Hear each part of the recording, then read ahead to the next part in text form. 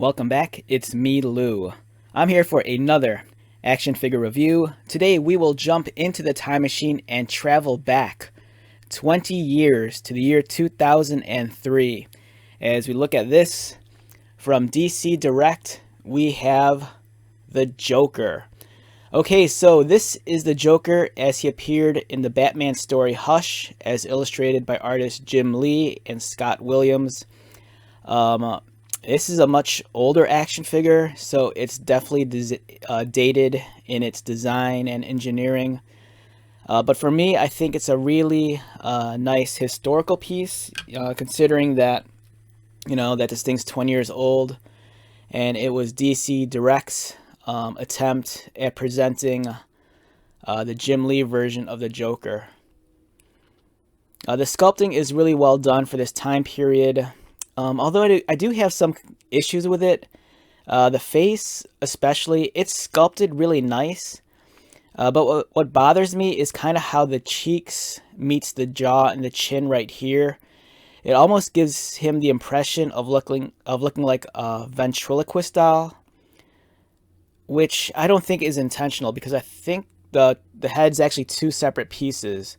The lower mouth and the cheeks, those are separate, so it kind of creates this weird disconnect, as you can see right there. So it almost makes it look like it's a ventriloquist doll, and if you're scared of ventriloquist dolls, this thing almost looks like it's going to start talking to you. But beyond that, it's a nice piece for 2003. The articulation, it's very limited for its by today's standards. But nonetheless, it's a decent looking action figure, a great display piece. This isn't something you necessarily buy to pose. This is something more so you buy just to display. And speaking of display, it came with this display base, which was really nice. I believe this was the updated Batman logo that they created back in 2003 when Jeff Loeb and Jim Lee took over the monthly Batman title. The foot stand here, it's multiple positioning, so if you want, you can adjust the positioning to here, or here, depending on the figure's stance and where the peg hole is on the foot. Unfortunately, the figure is broken at the pistol. Originally, it came with this. So in the comic book, in a certain scene, this is kind of like a joke pistol. It's not a real firearm.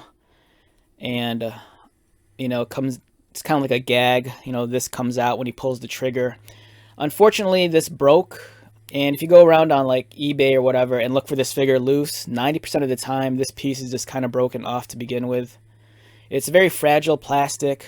I'm kind of surprised that they didn't use like a steel pin or something like that.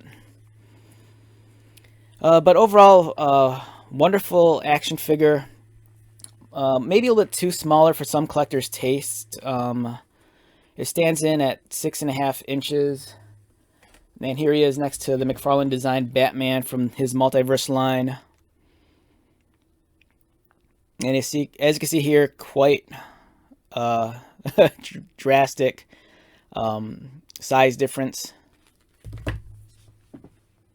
And here he is next to the actual Jim Lee figure from the same line. This also came out in 2003. And as you can see, they're scaled well next to each other, and they complement each other nicely. So for me, it's fun to have this figure just because, for me, it has some historical value to it. Hush was kind of like the defining Batman story of that generation. And, it still echoes to this day.